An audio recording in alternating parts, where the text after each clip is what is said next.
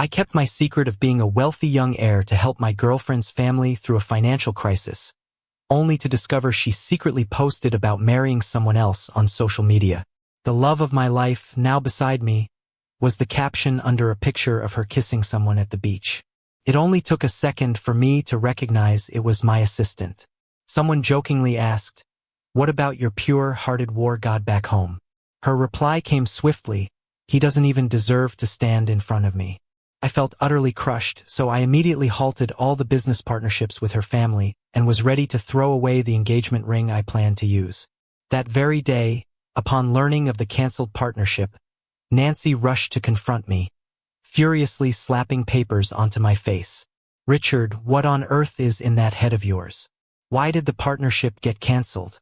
Her face was tense, voice sharp, a complete contrast to her sweet demeanor in the sunset photo. I knew her anger had reasons. Their small company finally linked up with mine, promising continuous wealth.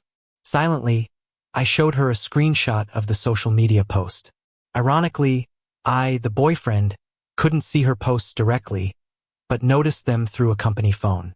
Seeing the screenshot, she showed a hint of panic but quickly regained composure, a disdainful smile crossing her lips, unfazed by shame.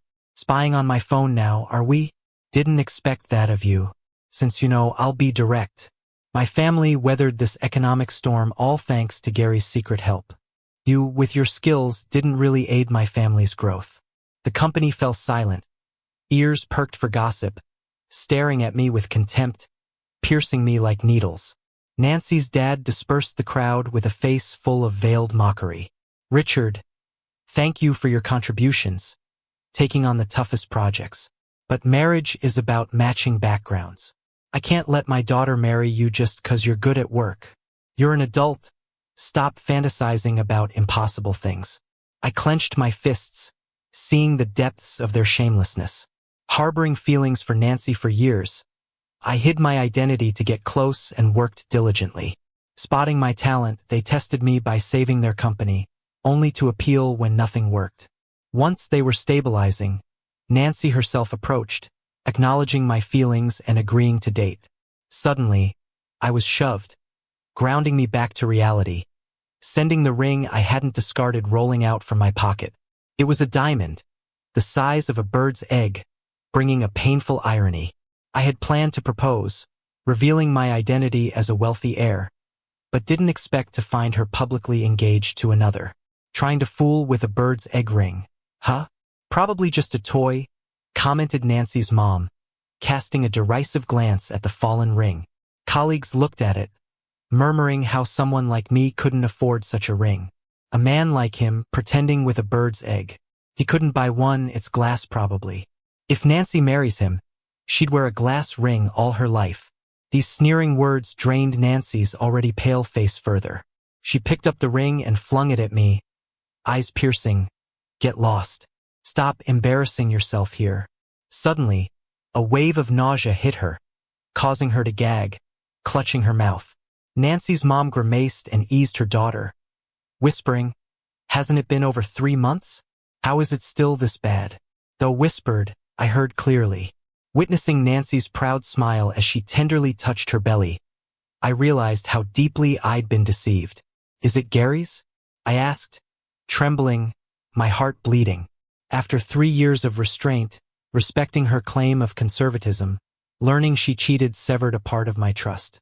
As Nancy composed herself, she straightened, prideful, "Yes, only someone as outstanding as Gary is worth everything." With a hint of bitter self-awareness, I smiled, hope she doesn't regret it when she knows the truth. As the atmosphere tensed, Nancy's brother, Mike, rushed in from the outside, breathless. "Nancy, I found out Gary was the one who terminated the contract." Hearing this, Nancy turned white, her expression shifting wildly. Unsettled by this twist, they drove to the corporate building, desperation driving them. Reluctant, I followed, watching from a distance. Just approaching the entrance, a deep male voice called out, "Nancy." They halted, turning back. It was Gary, the assistant I'd never met in person, newly hired through online channels for Nancy's company. "Gary, why was the agreement terminated?" Nancy, impatient, questioned. Yet Gary ignored her, throwing me a derisive look. Is that the one bugging you? The infamous Richard? I sensed an odd hostility from him, but it vanished just as quickly. Yes, that's him, Nancy replied, caught off guard, stressing. But I've distanced myself, he just followed along. Nancy's brother interjected, indeed, Nancy was devoted to you, Gary. He's really trying to punch above his weight, thinking he can win Nancy over. Nancy's dad and mom were fuming, giving me glares. They quickly chimed in. Gary narrowed his dark eyes and held Nancy close, a teasing glint in his eyes. I got it now. I found some issues with the contract your company submitted. Someone's probably sabotaging from the inside. Clearly, he was blaming me. Nancy's face went icy in an instant. Without thinking, she slapped me hard. You can't have me, so you're trying to ruin my family, huh? Fix that contract today or you'll never work here again. Everything happened so fast, I didn't even have time to react. Holding my burning cheek, I stared at Nancy in disbelief. The contract had been thoroughly checked. Today was just a formality. Nancy, don't you find what he said suspicious? Realization finally hit Nancy. She looked at me with a pained expression before pulling her hand back, then glanced at Gary with doubt. I didn't bother explaining to her. Swallowing my bitterness, I turned and gave Gary a meaningful smile. You're a fake. Stolen things remain stolen. Dare to show her your ID? Gary's eyes widened in shock, a wave of panic washing over him. Nancy thought he was mad and, trying to show off in front of him, shoved me. Richard, watch your mouth. If Gary isn't Gary, then who? Get a clue. What makes you think you can compare to Gary? Dad, Mom, come help. Nancy's parents got her hint. Each took one of my arms and led me away. Gary watched smugly as they escorted me out, flashing a challenging smirk. A hint of unease crept in. Something about Gary didn't sit right with me. Midway, I shook off their hands. Enough. I can leave on my own. I'd lost all hope in them. They were fine when they needed me, but the moment they found something better, they tossed me aside. Nancy blocked my path and wouldn't let me go. No, you've always handled the contracts with Gary. You need to sort it out or there's no walking away from this mess. As we tussled into the street with cars passing by, I let go, fearing she'd get hurt. Nancy, we're in the street. Let's talk on the side. Just as I said that, a speeding car came her way. She froze, eyes wide with fear, and without thinking, pivoted, pushing me into the car's path to shield herself. Brakes screeched loudly, piercing my ears. Thankfully, the driver reacted quickly and stopped short, hurling a few choice words before driving off. I sat there on the road, shaken, feeling utterly let down. It was painfully clear Nancy didn't care one bit. As I tried to get up, Nancy's terrified scream pierced the air. I turned around too late. A Maserati sped straight at me. I flew like a rag doll into the bushes, head bleeding, feeling like every internal organ had been shattered. Pain coursed through me. The last thing I saw was Gary behind the wheel, glaring at me with rabid hatred. I couldn't fathom why he loathed me so much since we'd never met. My consciousness faded, and when I came to, I was in a hospital. Richard, you're awake. Want some water? Nancy sighed in relief, eager to hand me a cup of warm water. I took a sip. Then, she hesitated. Richard, I never told you this. Gary was my college crush. You reminded me of him, so you were sort of a stand-in. But when I connected with him, I found out he was Gary. You know how it is with wealthy families, status matters. Considering our past, why not let go? As for him accidentally hitting you, I'd like you to agree to settle quietly. His family has a reputation in the capital, and we don't want complications. Also, with our wedding next month, please don't cause trouble. Hearing she stayed by my bed had initially comforted me. But after she spoke, I wished she'd left me for dead. She watched my reaction nervously. Seeing no response, Nancy signaled her parents. Richard, we're reasonable people. You've done a lot for us. You'll be rewarded. Nancy's father handed me a card on the bedside table. There's 200 grand here. Take it and cut ties with Nancy. Also, before leaving, wrap up the projects. Start strong, finish strong. Knowing their intentions, I smiled bitterly, meeting Nancy's eyes. Gently, I asked, "Nancy, even for a moment, did you ever love me?" Staring unblinkingly, I scrutinized her face for any hint, but she dropped her gaze, silent and dodging my question. My hope crumbled, leaving only emptiness. Without pressing further, I agreed to her terms as a final closure. Little did I expect they'd use the project I handled to woo Gary. Gary, not knowing much, led to a serious safety breach. A worker fell and it claimed a life. When Nancy came with the cops to arrest me, I realized she'd pinned the blame on me to protect Gary. "Nancy, do you even have a heart?" As the police led me away, I yelled back. She knew Gary's name would merely tarnish his reputation. Yet, she still sacrificed me for his dignity. I didn't stay long at the station. My reliable ally Mike bailed me out soon after. Gary Nancy's hosting an engagement party at a hotel with some poser. Secretary Mike glanced at me, knowing what I was thinking, and pulled out an invite from his pocket. I squinted my eyes, speaking coldly with a bloodthirsty tone. "Let's go. Congratulate them on behalf of the company." Nancy climbed up this tree, spreading word of a partnership despite the canceled contract. Today's guests are folks she couldn't have even dreamed of inviting. As soon as Mike and I walked in, all eyes were on us. Many recognized me, raising their glasses to chat. Suddenly, Nancy's dad came rushing out with security. "Richard, what are you doing here?" Seeing me was like seeing a ghost. He snapped back to reality after a long few seconds. He got close and growled a warning, totally ignoring everyone else's looks. I signaled Mike. Mike pulled out a gift box and politely said to Nancy's dad, "Hello, our CEO wanted to be here for Nancy's big day. This is an engagement gift for her." Mike's loud voice silenced the room. Gary wanted a low-key party, so only Nancy's closest knew her fiancé was supposedly a CEO. Now everyone else was looking back and forth between me and Gary, wondering who was the real deal. Who's getting engaged to Nancy? Why's there another one? Wait, isn't this guy the real CEO? I know Mike, he's his top guy. In this circle, Mike handles all my outward dealings, so nobody's clueless about who he is. Gary's eyes widened, face turning pale. Nancy was stunned when she spotted Mike. Listening to the whispers, disbelief got painted all over her face again. No way, he can't be. Even with the truth staring at her, she wouldn't face reality. Someone couldn't take it anymore, shouting from the crowd.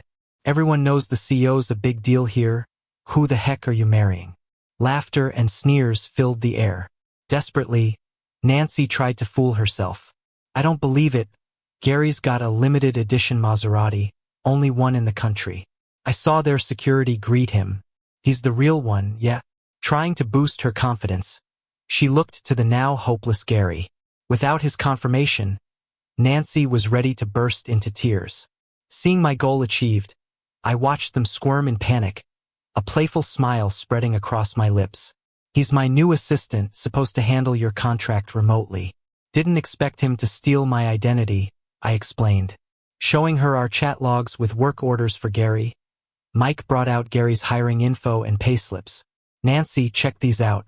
Her fingers trembled, tiny movements broadcasting her inner panic. Silence flooded the room as everyone awaited Nancy's reaction. "Gary, is any of this true?" She cried out hoarsely, waving evidence. Her makeup couldn't hide the ghostly pallor. Gary's head drooped in shame under her furious questioning. Seeing the commotion, I left quietly with Mike. Those who knew better followed, not wanting to upset me. The once crowded hall emptied, turning this engagement bash into a big mess. Back at work, I totally severed ties with Nancy's firm. The news led several partners who were eager to team up to back out. With me gone from Nancy's company, she and her family struggled. They faced impending bankruptcy again. While discussing a new project at another hotel, Nancy's dad tricked me into a private room, pretending to be staff. "Richard, forgive the tactics, got no choice. You built our company. Don't want to see it crash, right? I know Nancy hurt you, but she was fooled by Gary. She's here to sincerely apologize. Do what you must." He groveled before me, utterly pathetic. Suppressing frustration, I made to leave, but Nancy's dad blocked the way, giving her a look. Hearing her steps, slow and uncertain, I turned. "Richard, I'm sorry," she stammered, clutching her clothes, face flushed with embarrassment. I quickly cut her off. "No need to apologize, it's done. I hope you and your lover find happiness." Remembering her past social media posts, I threw her arrogant words back. Nancy froze, face shifting through colors. Her lips trembled and tears welled up. She shot me a tearful, hateful glare before running off. Her dad tried talking, but my icy stare stopped him. In a bid to save her company, Nancy snuck into a society party. Arriving a few minutes late, I witnessed an entertaining drama unfold. She wore jewelry Gary gave her and worked the room, mingling and making connections. Sparked whispers. "Who is she? Wearing all that fake stuff to show off? I think she's from a small company and got Richard into trouble, which is why they're close to bankruptcy." Wow, that was Richard's old flame? Didn't expect her to be so average looking. That bracelet is such a fake. Looks like glass. Hearing these, she trembled like a leaf. Humiliated, she took off the bracelet and tossed it aside, leaving in shame. I followed her discreetly, knowing she'd probably confront Gary.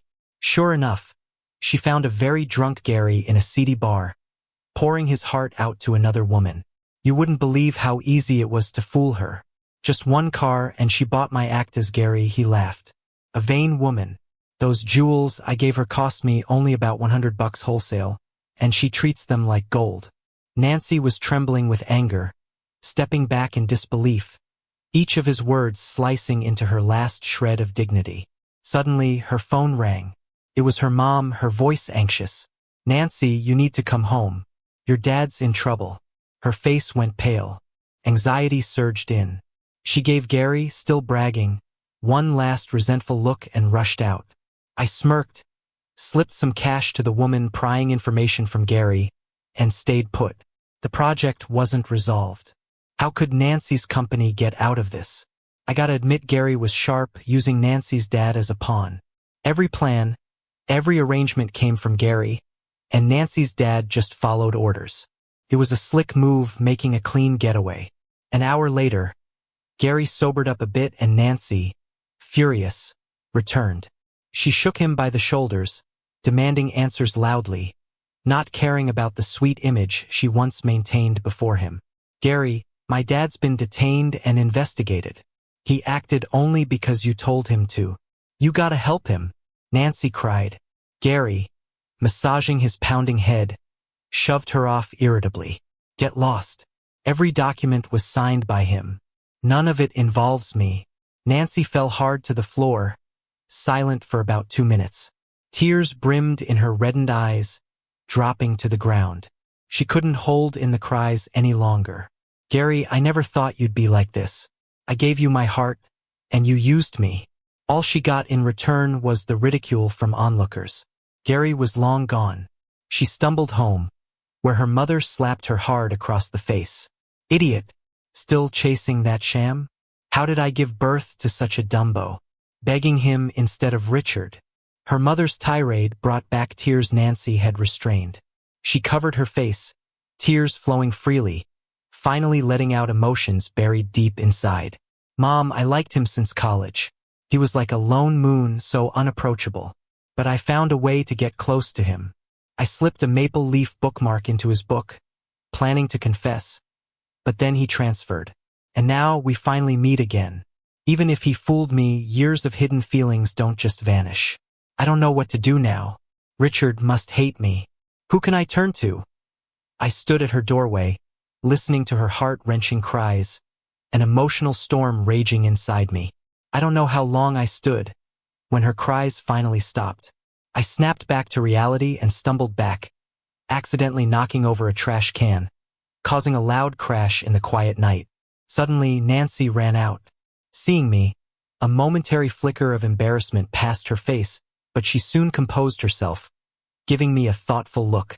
"Here to enjoy my misfortune?" I smiled wryly, trying to hide my emotions. "This project involves too much." You and your mom should find a place to lay low. Despite everything, I don't want to see you caught up in this, I said, pretending to be sincere, mixing truth with lies. Nancy didn't expect that and froze, feeling mixed emotions. Richard, you're still so good to Nancy. Please help us out. We're absolutely desperate. Nancy's mom stepped out behind her, tears in her eyes, attempting to kneel before me. I quickly pulled her up, sighing deeply. Right now, Nancy, you should report Gary to the police. I remember he signed the initial project documents. I watched Nancy's expression closely. She looked down guiltily, clearly torn. Her mom saw her hesitation and slapped her again, angry at her. You still care about him? He's leaving us in ruins, and you're clinging to some one-sided past. Has he thought of you since this started? Does he care you're pregnant with his child? Her mom's words woke Nancy up. She touched her still flat belly, hatred growing in her eyes. With my help, she handed over the initial contract to the police. Her father was released. Gary was arrested in the bar. Richard, thank you. I'm planning to terminate this pregnancy. On the day Gary got arrested, Nancy found me, rubbing her belly, hesitant. I knew what she was going to say and cut her off. Nancy, don't overthink it. Whatever you decide is your choice. It's not my concern. Ignoring her forlorn look, I turned away, brushing past her without hesitation. Once trust's broken, feelings are hard to repair. I won't settle anymore, especially since she's only interested in my status now. I got back to the office, and Mike looked really serious. He told me some earth-shattering news.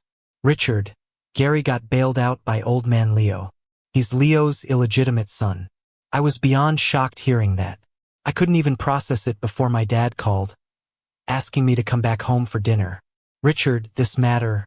Mike had a worried look. I just shook my head. I'll handle it. No need to worry. My relationship with my dad has always been rocky. I moved out once I became an adult.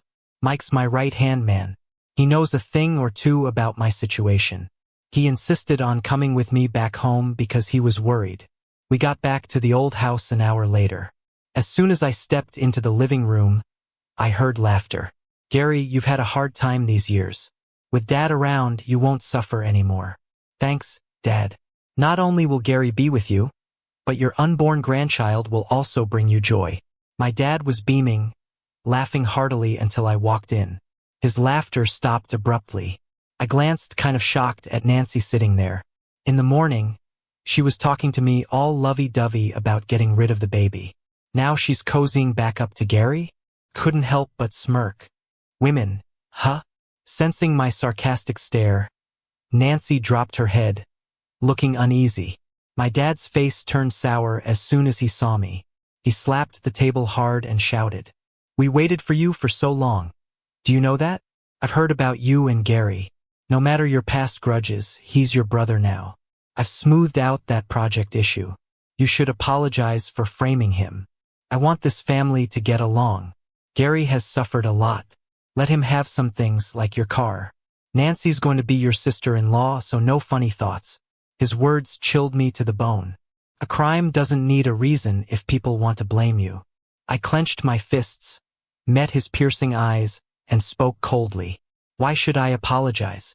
Are you not going to mention him crashing my car or impersonating me to steal my stuff? Don't tell me you didn't know. You're just playing blind. And when he recklessly caused that incident in the west suburb, he pinned it on me. Do you think I'm as easy to bully as Mom was? My mom's passing is a knot we could never untie. Back then, he favored his mistress over my mom, leading her to depression. I never called him Dad after that. Yet, my mom's death is a constant reminder of what he did. I can't bring it up. Dad stood up abruptly, slapped me hard in embarrassment and anger. You ungrateful child. You're just as small-minded as your mom. Nancy's told me everything. It's all you're doing. Go kneel in the study now. I covered my burning cheek, said nothing. I just stared at Nancy. I wanted to ask why she lied, but I swallowed the urge down. To her, he's that lingering regret from her youth. What am I then? No need to degrade myself. She couldn't meet my eyes. Ashamed. Gary, arm around her, raised an eyebrow at me. challenging. I barely restrained myself from punching him, instead headed to the study. But no way am I kneeling. Mike, look into Gary's background. Mike nodded, about to leave when I called him back. Wait a sec. I walked out of the study. The living room was empty. Outside, I saw them cozy on a bench. Gary, I didn't expect you to really be Leo's son. And wow, you brought me here without grudges. I'll stop doubting you. Nancy kissed his cheek shyly. Without giving her a chance to pull away, Gary pulled her closer for a kiss. I thought I saw him glance in my direction. Let her go. I couldn't suppress my anger anymore and punched him, wrestling him to the ground. Stop it. Nancy, worried about her pregnancy, stood to the side, anxious. The commotion reached my dad quickly. He showed up, yelling to separate us. What a disgrace. Richard, I'm so disappointed in you. Dad was heartbroken, seeing Gary curled up in pain from my beating. He had to drop it and rush Gary to the hospital. Richard, Nancy looked guilty, hesitated, then left with them. I wiped blood from my lip, smirking.